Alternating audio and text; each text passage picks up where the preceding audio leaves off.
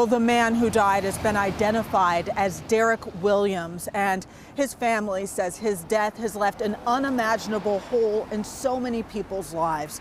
The sheriff's department says it happened on this road just around this curve.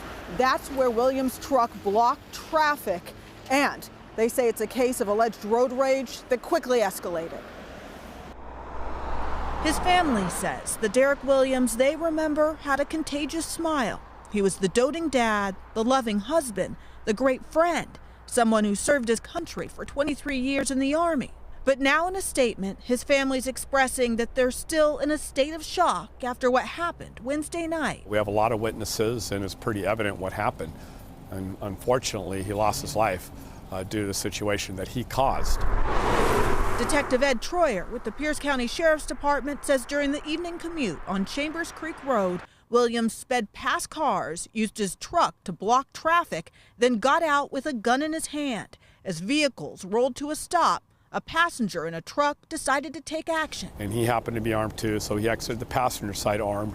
Short confrontation and shots fired. The man shot and killed Williams, then called 911 and waited for deputies to arrive.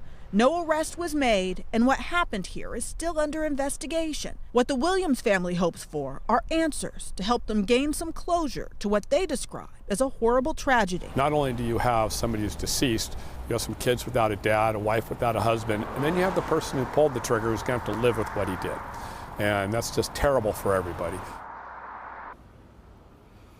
Back out on this road, Detective Troyer says Williams actually pointed his gun toward people before he was shot. Tonight, Williams' family says what he's being accused of doing does not sound like the Derek they know. And detectives continue to investigate. When their reports are complete, they will send those to the prosecutor, and the prosecutor will decide if any charges will be filed.